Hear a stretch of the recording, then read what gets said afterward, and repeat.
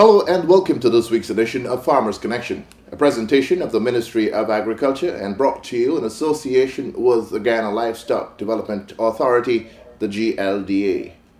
Farmers Connection is produced for television by Matrix Video Productions and Advertising based in East Berbice. I'm your host, Christopher Holder. On this week's program, we bring you a feature on Guyana's growing cattle industry. We bring you an overview of the industry as it was some 30 years ago, its reality today, and a look at some of the government's 5-year strategy for the revitalization and rapid development of this once thriving industry. We will take you into the world of Guyana's top ranchers, men who are now in partnership with the GLDA in improving the general stock of genetically superior animals for both beef and dairy purposes. Cattle farmers and butchers. The GLDA is advising that it is against the law to slaughter productive female cattle. The Slaughter of Cattle Control Act of 1974 states that no person shall, without the permission in writing of a veterinary officer, slaughter or cause to be slaughtered any cattle with less than one permanent incisor tooth or any cattle of the female sex. Any person found in contravention of this act is liable to be charged and upon summary conviction fined not less than $9,000 or no more than $15,000 and to imprisonment for not less than 12 months in the case of a first conviction. In the event of a second conviction under this act, the individual will be required to pay double the fine of a first conviction and double the prison time. Enforcement of this act is now being undertaken in collaboration with the Guyana Police Force. Farmers with female animals earmarked for slaughter should contact the GLDA and take advantage of the ongoing buyback of productive females. A message from the GLDA, Ministry of Agriculture. Farmers and householders, pesticides and other chemicals used on your farms, gardens, and in your homes are dangerous and can result in death or serious injury if mishandled. It is important to ensure that all pesticides and toxic chemicals be secured in a locked cabinet away from children. Never store pesticides in the same space as food, animal feed, or other supplies. A message from the Pesticides and Toxic Chemicals Control Board. The Guyana Livestock Development Authority, GLDA, wishes to remind all persons involved in the sale of beef that they must be able to produce an ante-mortem veterinary certificate as well as a post-mortem certificate on the animal that certifies it free from disease or infection before purchasing beef. Consumers are advised to ensure that their butchers and other retailers are able to produce these documents on demand. A butcher's failure to have these important and legally mandated examinations done before and after slaughter could expose consumers to dangerous diseases such as tuberculosis and other foodborne diseases that can result in serious illness and even death. Symptoms of food poisoning include severe cramps, fever, vomiting, and in extreme cases, severe organ failure that could be fatal. Safeguard your family. Ensure that the beef you buy is certified safe for human consumption. A message from the Guyana Livestock Development Authority, Ministry of Agriculture.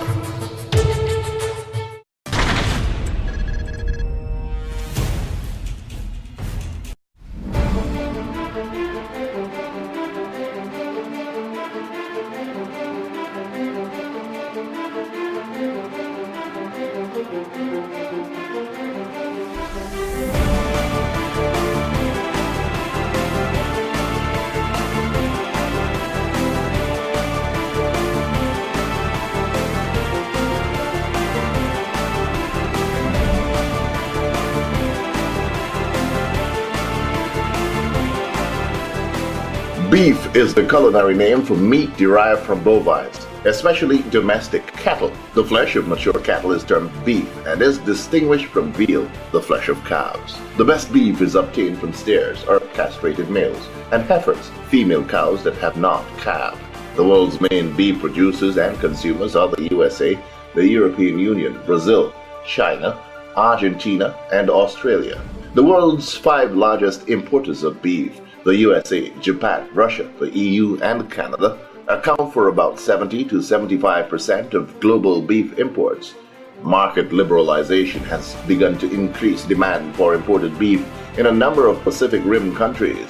Within CARICOM, Haiti is the largest beef producer, followed by Jamaica, Guyana, Belize, and Suriname. Achieving export potential will require increased productivity of the sector and systems of production and processing which meet the increasingly demanding standards of animal health, food safety, and food quality. Guyana, being the third largest producer of beef in CARICOM, has been intensifying its efforts to increase agricultural production and target markets in CARICOM and further afield through public-private sector partnerships. The acquisition of a loan in 2008 from the Inter-American Development Bank by the government of Guyana for the promotion of agriculture through the Agricultural Export and Diversification Program, or AEDP, has seen the establishment of several services and institutions to promote non-traditional agricultural exports from the aquaculture, fruits and vegetables, and livestock subsectors. Within the livestock subsector, there has been the formation of the Guyana Livestock Development Authority, which officially came into existence on September 1, 2010. The new government of the day, in the form of the AFNU-AFC coalition, has reinvigorated efforts at ramping up production in this important sector. It has mandated the GLDA to pursue a vigorous and ambitious 5-year plan that will see Guyana climbing the ranks within CARICOM in terms of its beef production capabilities, moving to the stage where sustainable exports of quality beef can be realized. GLDA's CEO acting Dr. Dwight Waldron is on the forefront of the implementation of the various strategies for the realization of this goal.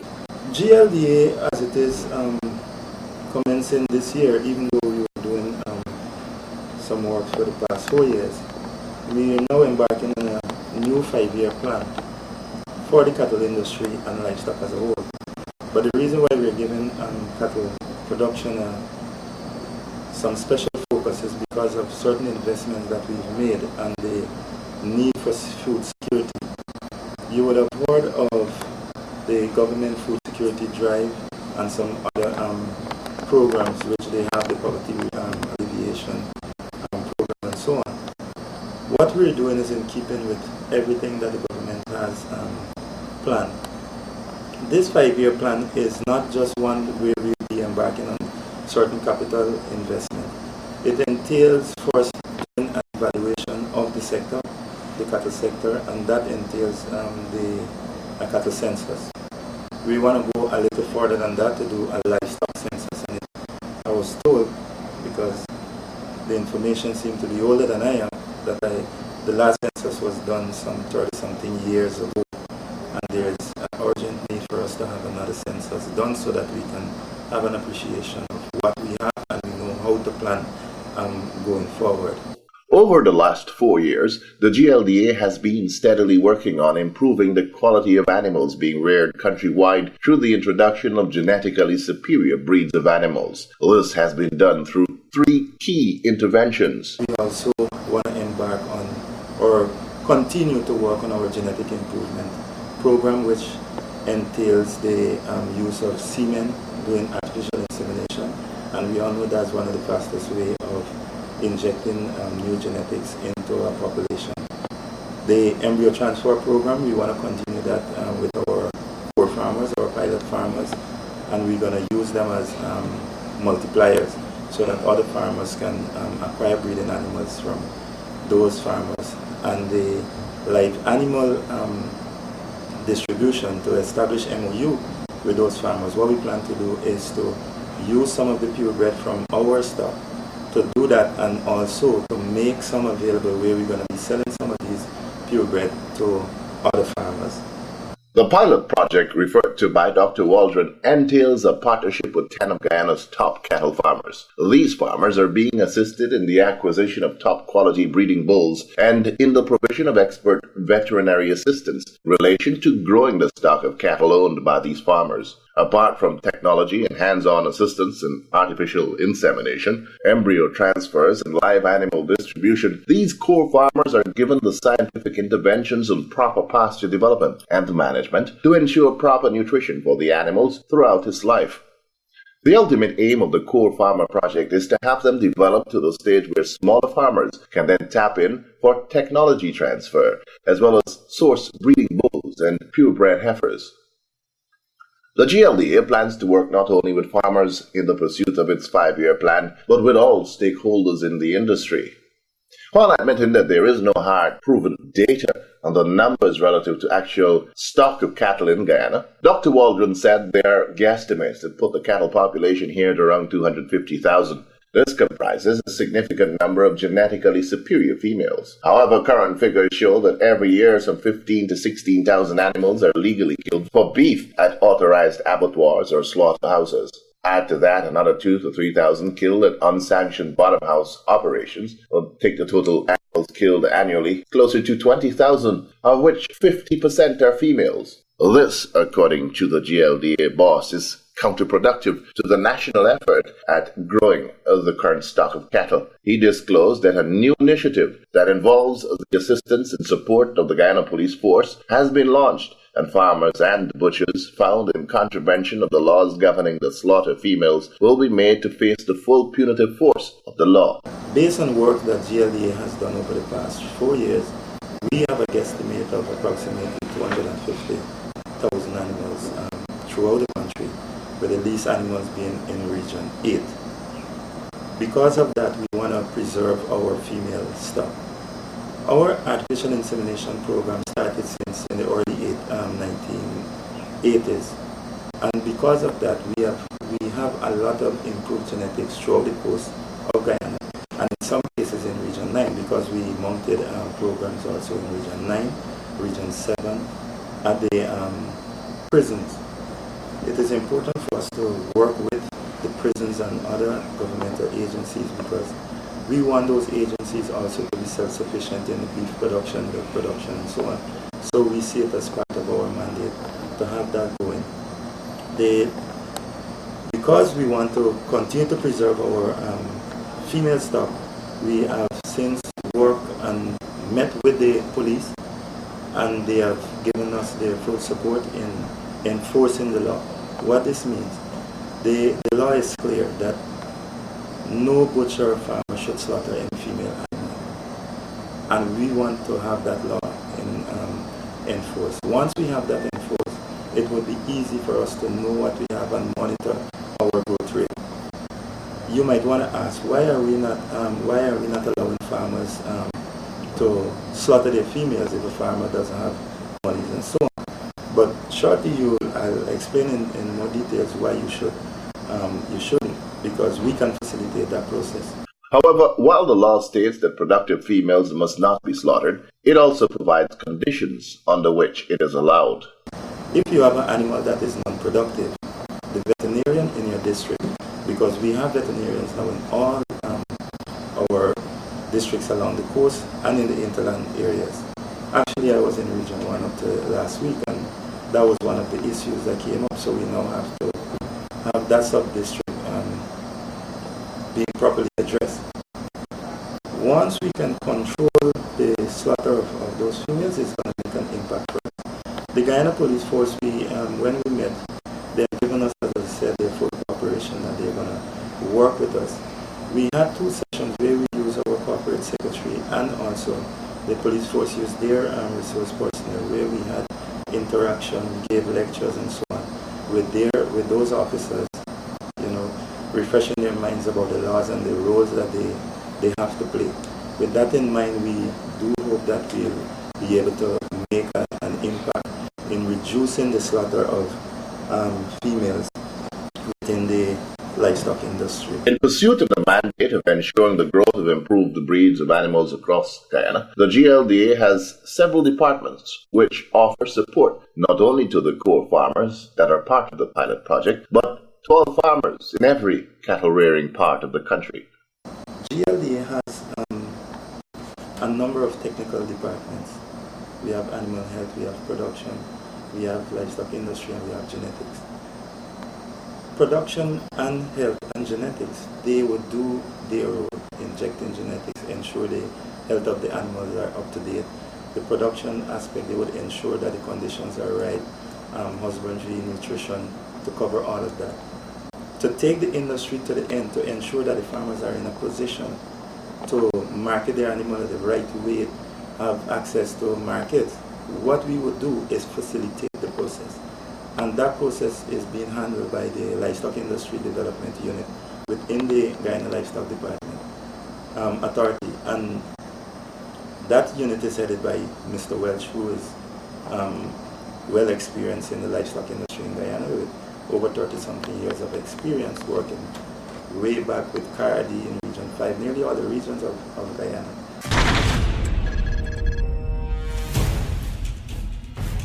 Mr. Welch is the Deputy CEO acting of the GLDA. He sees significant potential within the sector that can be realized through the right interventions by all stakeholders. The industry has tremendous potential. We have a number of comparative and competitive advantages.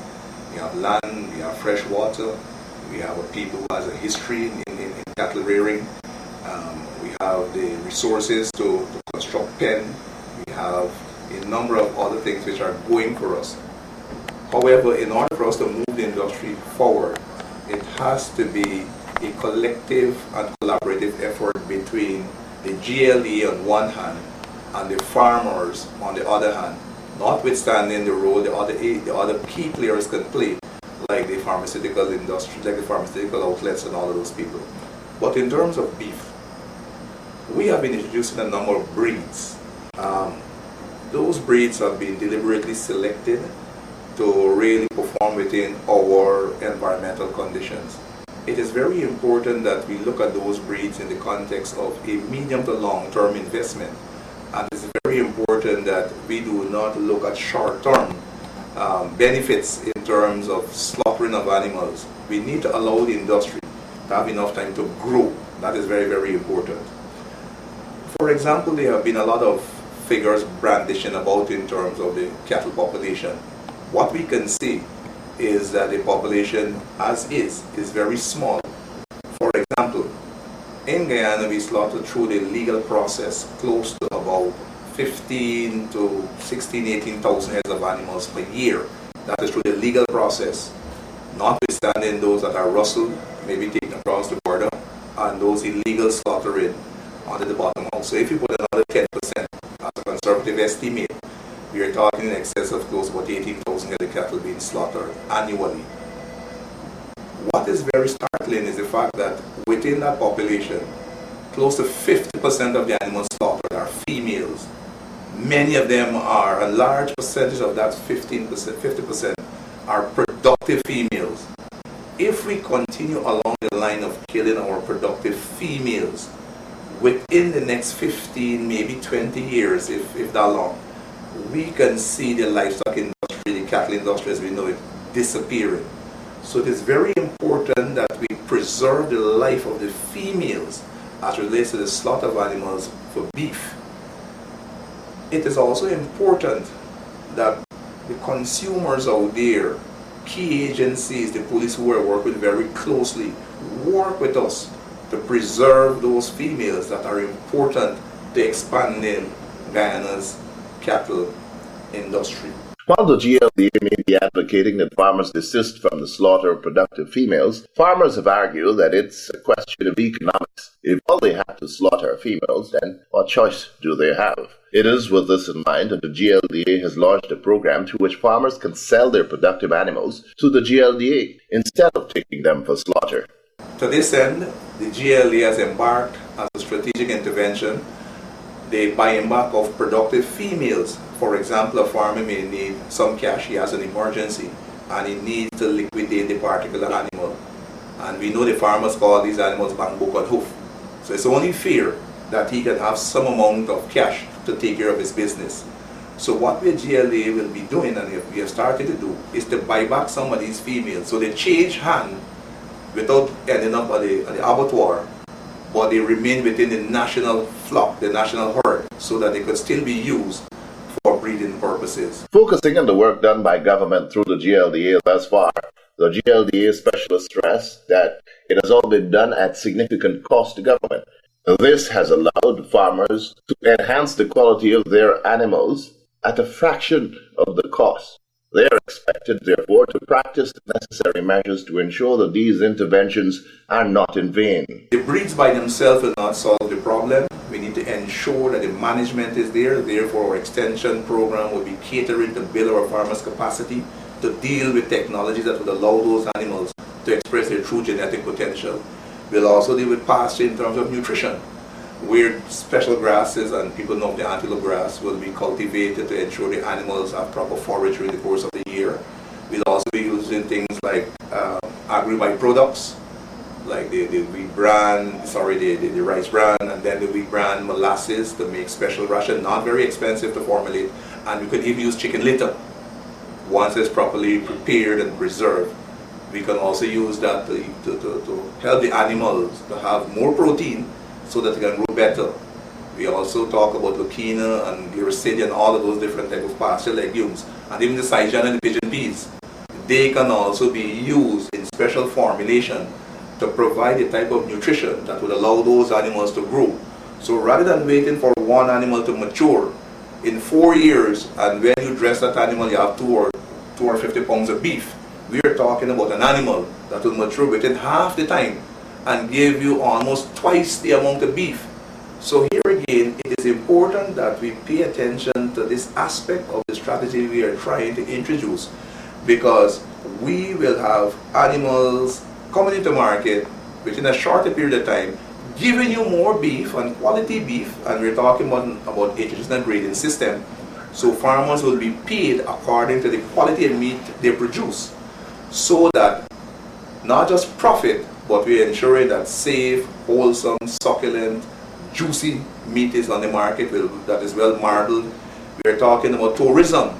Persons coming to Guyana would want to ensure that they have quality meat to eat. So we are targeting not only the domestic market, we are targeting the tourist market, and we're also targeting the export market. I think those are enough incentives for farmers to be patient and to get on board. With an eye on the lucrative export markets, government, through the GLDA, is looking to the large farmers to step up to the plate in this regard, and are making every effort to facilitate their growth in this area. Currently, we're working with about 10 farmers, and those farmers have the resources to ensure that the technology we need to have on farm are in place. Pasture, some of the breeds, the on-farm facilities, your corral, among other things. We will be working with those farmers, not excluding the small farmers. The small farmers will be like satellite around these big farms, and they will benefit from genetics in terms of breeding animals. They will also benefit from technology transfer, because a lot of these big farms will have a technology that is at a certain level that will be easily transferred to these small farmers. They can also produce animals that can feed in to the nucleus farm, and those animals could be fattened and then slaughtered. So there are a number of positives that can come out from that type of relationship, where the big farmers will be the hub, and we have satellite farms around. And those small farmers will not only be benefiting from technology and also having an outlet to those big operations to finish their animals, they would also be focusing a lot on the domestic market, because we don't want to find us in a situation where we focus on the export market and the domestic market suffers in terms of not having enough beef available, which will definitely affect prices. So it's a deliberate strategy to have all persons working together so that we can meet those challenges in terms of the opportunities that are presented by the CARICOM market at the first stop in terms of export, and based on how the industry evolves, we can look at market way down. Another advantage we have is the fact that Guyana is free of FMD without vaccination, and that should be treated as a premium in terms of marketing the product, which is beef. Guyana has also been blessed with not having many economic diseases affecting our livestock industry. So those are things we need to pay attention to. In addition, the focus on grass and agri-byproduct, we are talking about an organic product, which means that it will be devoid of certain chemicals and residues. Here again, once we brand and we market our product properly, it means we can have premium prices for Guyana beef. We have to find a name to brand our product. We have to look at the marketing strategy in terms of how do we position the industry. Are we going for the high end? Are we going for the low end? Is it that Guyana may have to think about importation of beef within the medium to long run or short run, so that we can allow the population to grow? So while we are buying the females, they are not ending up at the abattoir. We can also look at maybe some amount of importation, which will have to be dealt with at the policy level. We can also appeal to our consumers to shift their demand, a heavy demand for beef, onto chicken or some other meat, so that with a reduced demand for beef, it means that less animals will be slaughtered and more animals should be available for breeding and expanding industry. So a number of strategic interventions will have to be taken on board and implemented simultaneously so that the consumer, the farmer, the technician, the policymakers all work in concert to ensure that the objective that we have set ourselves, that is to grow the population, not only in terms of numbers, but quality growth, so that we can now tap into markets and really make the industry as successful and sustainable as we think it can be. While the efforts of the GLDA incorporates cattle farmers across Guyana, including those on the coast, the macro picture for the development of the livestock industry here is for there to be a shift away from the coast. Agriculture Minister Noel Holder explains. Now, the macro picture in agriculture suggests that, bearing in mind the pressures we have on the coast, the climate change problems, the problems of rice versus cattle of the effect, and those of sugar difficulties nationally, we have to seek a new agricultural frontier. And logically, the new frontier will be in the intermediate savannas and the rural savannas. The rural savannas, of course, much larger, vaster than the other ones. And this is where we have to concentrate our efforts. The Dadnao Ranch in Lethem and the Ibini Cattle Ranch in the intermediate savannas were once thriving operations with more than 10,000 heads of cattle all told. Today, the GLDA has revived its cattle holdings at Ibini, with the operation now boasting some 400 head of prime breeding stock, comprising bulls and heifers, a superior breed. It is from this bank that the GLDA has been enriching the stock of cattle owned by private farmers. The buyback of productive female cattle from farmers who have earmarked them for slaughter will help to augment the productive stock of animals at the Ibini Ranch. This is Farmers Connection, a presentation of the Ministry of Agriculture, and brought to you this week in association with the GLDA, the Guyana Livestock Development Authority. When we come back, we showcase the first of three of Guyana's more progressive cattle farmers who are incorporating all the necessary measures to ensure production and productivity, and by extension a higher degree of financial success. These three are among the 10 that are partnering with the GLDA in the national effort at growing the national stock of cattle, with the aim of making Guyana an exporter of quality beef to the Caribbean and beyond in the not-so-distant future.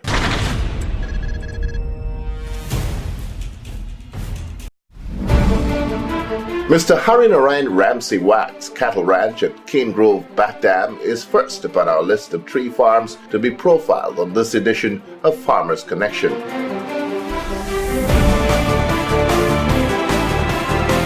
Mr. Ramsey Watt, or Trans as he's popularly known, started his ranch back in 1998 in an area of Cane Grove known as Georgie's Pasture, a swampland overgrown by brush and huge trees, infested with rattlesnakes and alligators. He shared his experiences of starting up his ranch in the area, even though most people thought he was crazy and bound to fail. His undertaking incorporated some 400 acres. The work necessary to create a conducive environment was extensive and extremely costly, not only in terms of finance, but in terms of animals lost due to floods and snakebite. 1998, when we started here, we were mining cows in Cane Grove, more closer to the housing area. And when D&I came on board, that time we were grazing cows on the dams and in the farms and stuff like that. So when D&I came on board, he said, look, you can't graze cow on the government reserve because the cows are cutting up the dams and stuff like that. So I decided to come in Georgie Pasture here.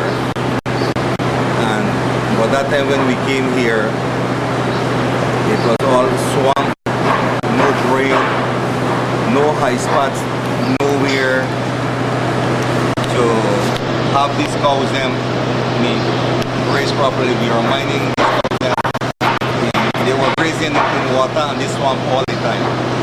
So from that time, I am here, 1998 until now, and we start to develop, because if you want somewhere good, you have to develop. First thing, we had to start to dig trench so as to get drainage. Drainage was the number one problem, and we work on drainage from then on to now, meaning that we have to do drainage and irrigation, building the dams. As you know, the Pagas Dam was very hard to stable. I bought some farmland and converted to rice by fetching away the earth and build this dam. I bought some sand reef land and then fetch away the sand and convert the land to rice farm and bring the sand and rebuild all these dams. Them just not rebuilding, building all these dams, putting in fence, putting in high spot, and try to drain it. And as today you can see, we have approximately 150 acres of grass. We have another 100 acres that we preparing now, start to prepare again. We setting in silage. We want to do 500 ton silage in this crop.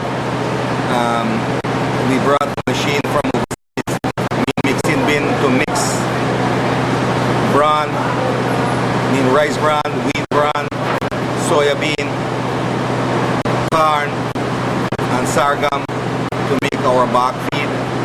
We're taking the antelope grass and we strip it to bring it to a more better feeding grass, so the animal can make use of all the grass and to avoid wastage. And even when you have to clean the paddocks, it is more easy to clean. In 1998, when we start here with the cattle, we start with 65 heads of cattle. Nevertheless, we had a lot of animals that will die from the flood. A lot of animals die from snake bite, rocket snake, labaria snake. We lose a lot of animals in those days from rustling. We're still losing a little now, not like before, from rustling, but we're working on the rustling. And when it comes to animals, snake bite, we control that, I would say, 100%. Maybe 1 in 2 years, 3 years. And that is going lesser and lesser every day. We're controlling water, and the savanna is getting better and better all the time. Today, the farm owned by Trans is considered one of the more progressive of cattle farming operations in Guyana.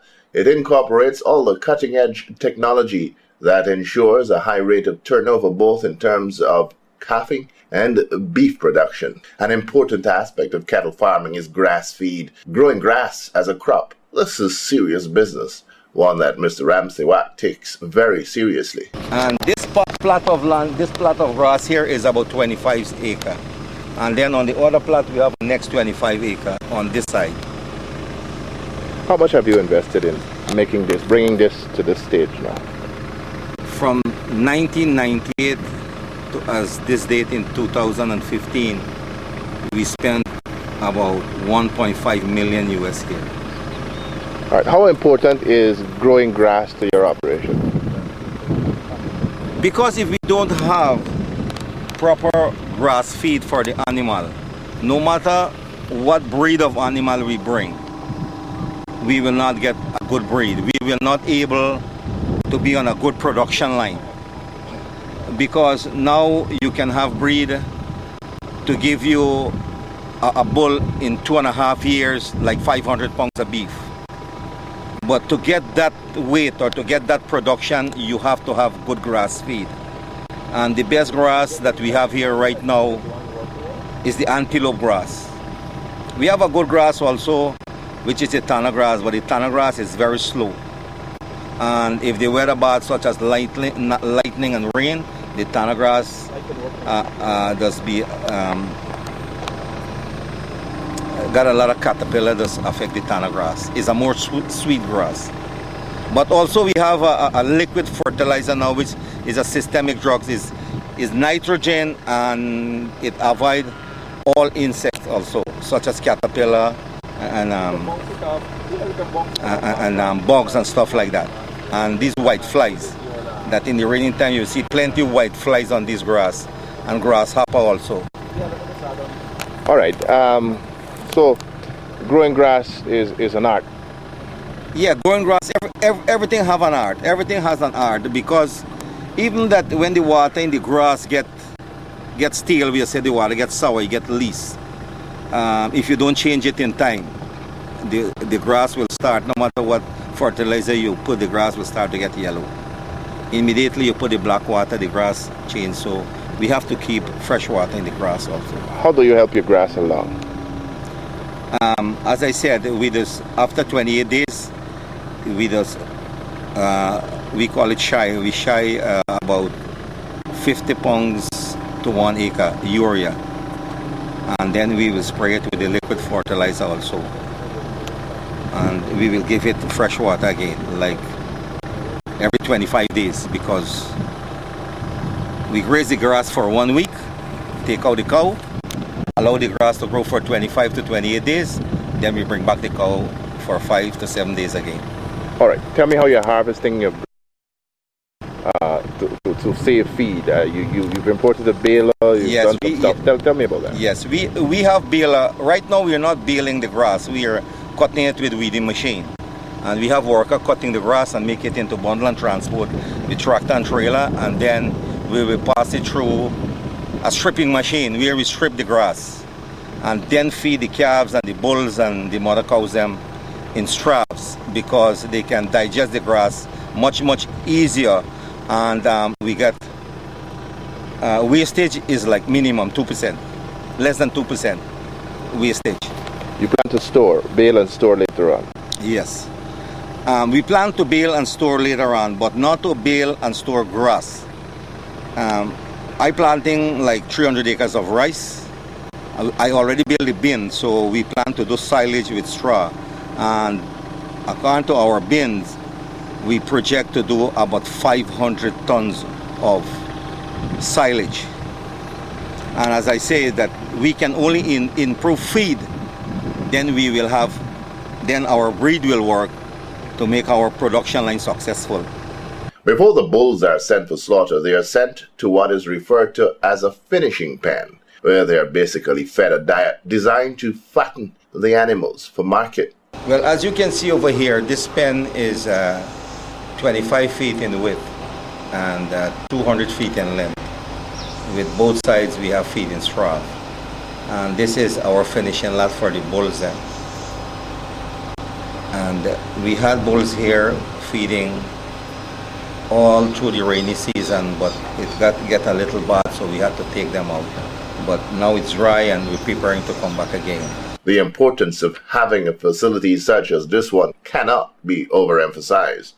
This is a finishing lot, and it is a very cheap way of having animals put on weight within a short period of time, so that you can go to the market and have the type of meat that the consumers would want to purchase.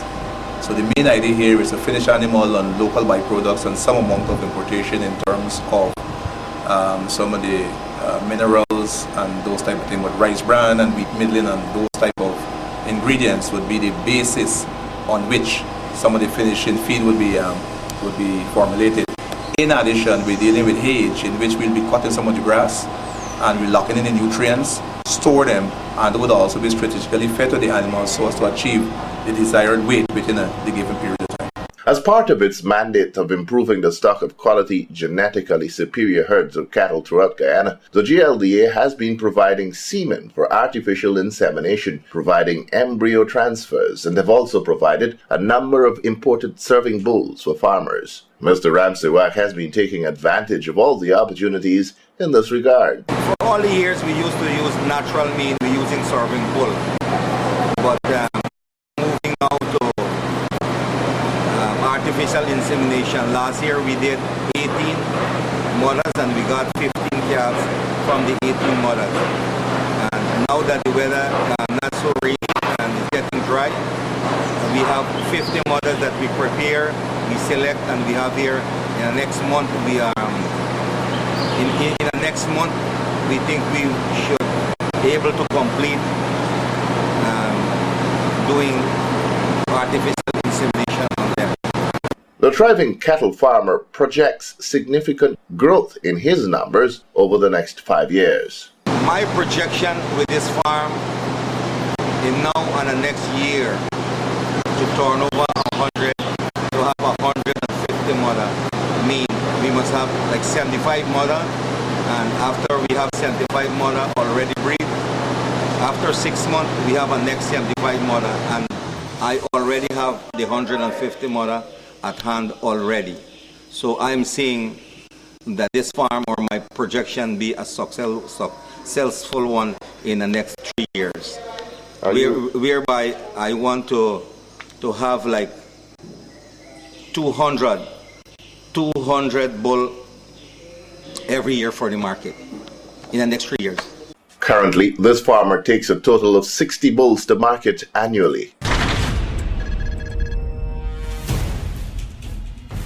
In 2007, U.S. Specialist Dr. John Rushing had said that Guyana's efforts to improve its beef production to the point where it's capable of sustained export hinges on a partnership between the government and the private sector in playing critical roles in ensuring safety and quality. Dr. Rushing had pointed out that government's role included that of setting and enforcing a set of rules for the safety and wholesomeness of the product, and that for meat exporters, those rules cover issues pertaining to the construction, maintenance, and operations of abattoirs. At present, Guyana has no internationally compliant abattoir, as the only government-run operation is woefully inadequate and barely meets minimum standards for local consumption. As a result, animals are slaughtered at private makeshift abattoirs or slaughterhouses, some under bottom houses, a situation the GLDA is unhappy about. This is one of the key challenges facing the local industry. According to the GLDA's CEO, acting Dr. Dwight Waldron, while the establishment of a state-of-the-art abattoir is not on the cards in the near future, government is hopeful that the public-private partnership can see this realized in the next 2 to 3 years. In the meantime, one of the more recognized local abattoirs is one run by Mr. Fazil Habibullah, a cattle farmer of West Berbice. Mr. Habibullah is currently upgrading his facilities to a more modern one, bringing it closer to minimum internationally accepted standards. We took our cameras to his abattoir for a look-see. With respect to abattoirs, I think this has been one of the main issues that we've had over the past 10 years. When we look at the slaughter facilities that we have in the country, we can pinpoint them. It wouldn't be healthy for us to go there, even though it's still in operation. For me, the structure is an excellent one. The commitment from the workers in Letem is very good because they try to keep the facility as clean as possible. It is so good that even the chute from outside, it is still intact. But not as good as Letem, but again, it is one that we can work with. And with time we can even work to improve the flow. On the east coast of Guyana, we have a number of small abattoirs here. We have Michael, we have Golden Grove, and Pleasance. Those abattoirs, we wouldn't even call them abattoirs, those are slaughter facilities where the farmers will take the animals or butchers and slaughter them. In Region 5 and 6, we have a number of what we would call those backyard slaughterers that we have from time to time. But here at Rising Sun, this facility, we've been working with them for some time now. They have in place a HACCP plan flow chart with that highlights certain critical control points. Why those critical control points are important? Because you want to monitor the flow so that at any point you can identify that you encounter an hazard here or we had a breakdown with some quality at a particular point so they can move the process forward. This is a pure private sector initiative, and we in the Guyana Livestock Development Authority, we have an obligation to work with these individuals to ensure they get to a standard where we can consider them internationally acceptable. If you look around on the outside, you will see that Mr. Habibullah there doing some renovation to the facility, and because of that we wouldn't get to see the back way they would bring in the animals, the chute and so on. But if you look at these carcasses, you can look at them and already know that you have close to 500 pounds on each one. This is the type of animal that we're aiming to achieve. Why? We don't want the farmers to just get into agriculture for an hobby. They must make money. So the reason for us to import those improved genetics is because we want them to, in a short period of time, attain a certain weight so that they can market these animals quickly. The reason also why we would want to encourage farmers to use these facilities, if you look at these carcasses, the color of the meat, the scale color, this simply means that these animals were properly trained. These fats that you're seeing here, it can be one of two things, based on the nutrition, the diet that they're on, or it can very well be that the animal is just fat or a steer. There are a number of ways based on anatomical features that we can identify female and male, so that if a farmer or a butcher told us that we slaughter a male, we can just do certain checks and we know. Alright, but I wouldn't discuss that here because I'll be, as they would say, selling goods to the Apaches. If you look at this carcass also, this is one, it was well drained, but if you look here, it has some bruises. And the marks here, this means that they would have to trim all of this out during the inspection of this carcass. So there are a number of things which we have to look for. Why it is important for the sanitary inspectors to be here and to inspect these animals. These carcasses have what we call lymph nodes. Those lymph nodes give us an indication of the disease status of the animal. It could be for the entire carcass. For the entire carcass, we would have to look at the head. Also, if we look at what we call the popliteal lymph node, which is in the back leg, also can give us an indication on the extent of an infection with this animal.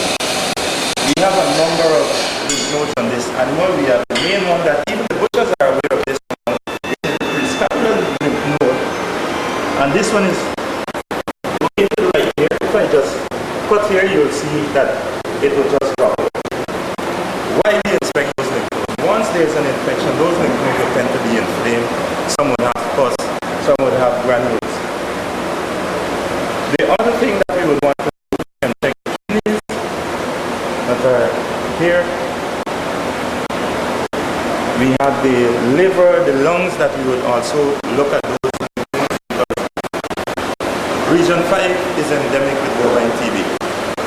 And it is important for us to understand that bovine TB is zoonotic. Zoonotic meaning that it affects both animal and human beings.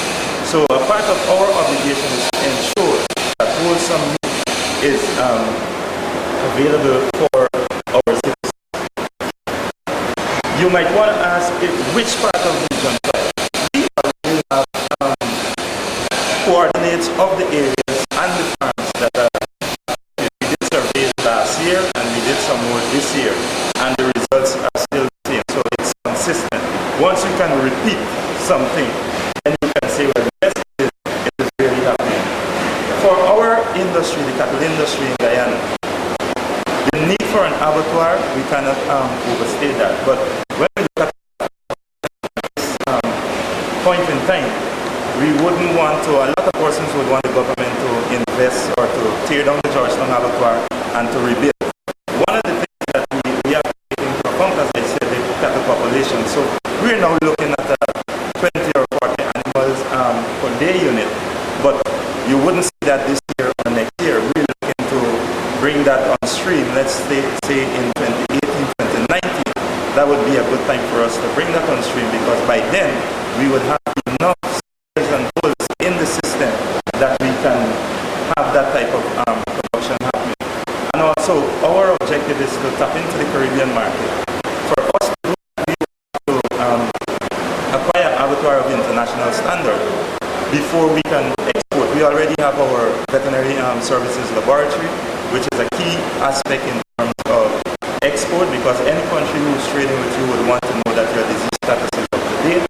Our obligation with the OIE, which is the World Animal Health Organization, we're up to date with our reporting. We're in the process of applying for free status for brucellosis. We already achieved it for foot and mouth disease. The other thing that is important with respect to abattoirs is the animal welfare aspect. Animals coming to the abattoir doesn't mean that you will have to treat them anyhow and so on. And one of the good things about this facility is that they try to get the animals here at least 24 hours before slaughter, because you want the animals to be well rested so that the process will be very good. You don't want to bring animals in now and in the next 15 minutes you have that process taking place where you slaughter. Also the process of stunning. They also have that here, they have what we call a balling gun that they will stun the animals before they actually do the slaughter. And this facility produces halal meat. So all in all, I think in the future this is where we need to go. So in the interim, we are working with Mr. Abibola to improve on what he has, because it's a great investment by the private sector and we want to support it.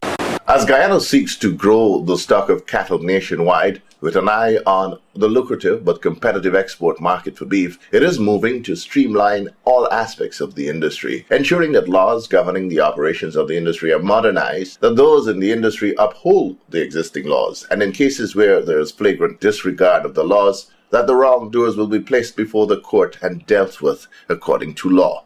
Over the next few months, the Ministry of Agriculture will be launching a nationwide campaign to educate cattle farmers, butchers, and the general populace on the laws governing the rearing of animals, the slaughter of animals, and the rights of consumers of beef and dairy products. This public awareness campaign will then be followed up with a national campaign of enforcement of these laws. Random checks will reveal those in contravention of laws in this regard, and they will be placed before the courts. In a subsequent edition of Farmers Connection, we will hear from the Guyana Police Force as they get ready to partner with the GLDA in public education and enforcement.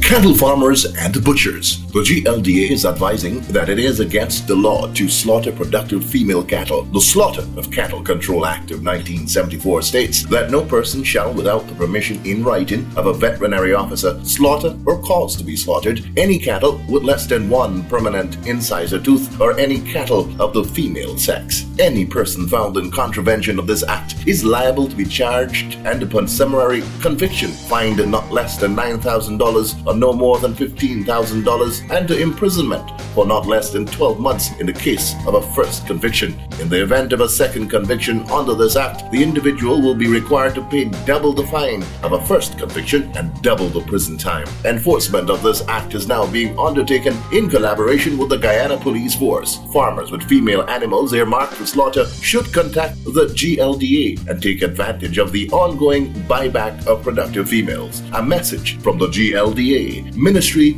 of Agriculture. Farmers and householders, pesticides and other chemicals used on your farms, gardens, and in your homes are dangerous and can result in death or serious injury if mishandled. It is important to ensure that all pesticides and toxic chemicals be secured in a locked cabinet away from children. Never store pesticides in the same space as food, animal feed, or other supplies. A message from the Pesticides and Toxic Chemicals Control Board. The Guyana Livestock Development Authority, GLDA, wishes to remind all persons involved in the sale of beef that they must be able to produce an ante-mortem veterinary certificate as well as a post-mortem certificate on the animal that certifies it free from disease or infection before purchasing beef. Consumers are advised to ensure that their butchers and other retailers are able to produce these documents on demand. A butcher's failure to have these important and legally mandated examinations done before and after slaughter could expose consumers to dangerous diseases such as tuberculosis and other foodborne diseases that can result in serious illness and even death. Symptoms of food poisoning include severe cramps, fever, vomiting, and in extreme cases, severe organ failure that could be fatal. Safeguard your family. Ensure that the beef you buy is certified safe for human consumption. A message from the Guyana Livestock Development Authority, Ministry of Agriculture. The general public is hereby notified that the following coils can pose serious health risks, especially to children. The Pesticides and Toxic Chemicals Control Board is urging all consumers to desist from purchasing and using these coils, which are generally imported from Suriname illegally. Please note that the importation, distribution, vending, storage, and use of these products shall result in fines and/or imprisonment under the Pesticides and Toxic Chemicals Act of 2000.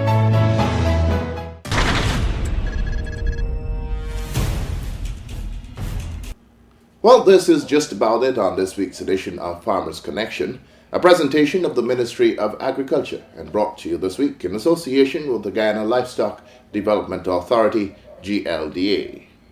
To help you put in perspective the long road ahead for Guyana's cattle industry, I leave you with this feature I downloaded from the internet about the beef industry in the U.S. We can learn some useful stuff from this feature. Before I go, though, remember to plant a tree in support of Guyana's effort to grow a green economy. National Tree Planting Day is set for next Saturday. That's October 3. Until next time, be good to yourselves and to each other. The United States meat and poultry production system is the most well-developed and most heavily regulated food production system in the world.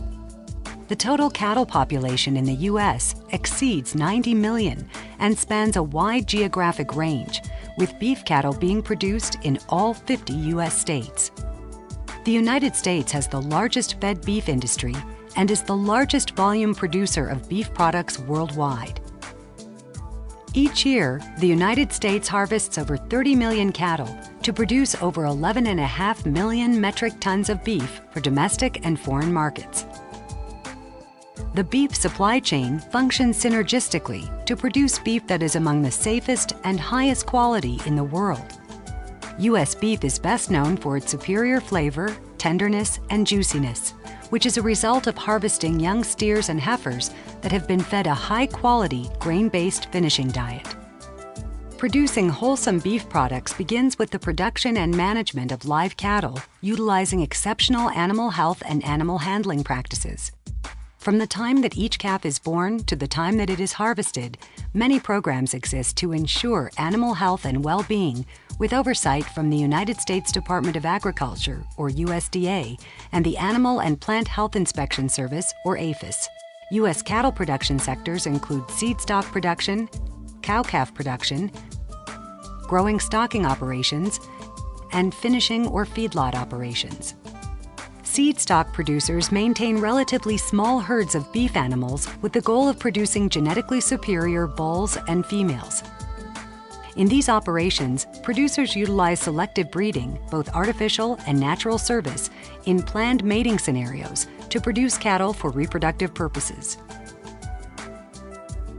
The cow-calf sector serves as the starting point in the U.S. beef industry supply chain and the primary source of steers and heifers for beef production. This segment of the beef industry requires large spans of land where cattle casually graze forages. The primary objective of cow-calf operations is to produce a single healthy calf from each cow every calendar year or every 12 months. Calves consume their mother's milk for the first 5 to 7 months of their lives until they are weaned. Weaned calves graze native grass pastures and/or pastures with established improved grasses or immature cereal grain crops until they are ready to enter the finishing phase. Growing or stocker operations function to transition weaned calves to the finishing phase. Following the growing phase, steers and heifers most commonly enter the finishing phase at less than 1 year of age and less than 450 kilograms of body weight. The vast majority of cattle are finished in specialized feeding facilities known as feedlots, where they receive a grain-based diet, predominantly corn and corn products, for 120 to 180 days, or until they reach a mature weight of 550 to 650 kilograms. This grain finishing process contributes to the uniqueness of U.S. beef products and their tenderness, juiciness, and flavor.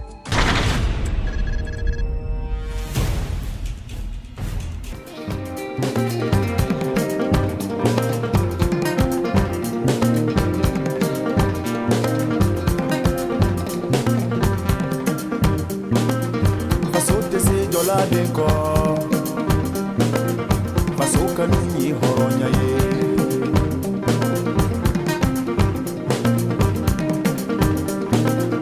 Niminku bimanya Okamu sininanya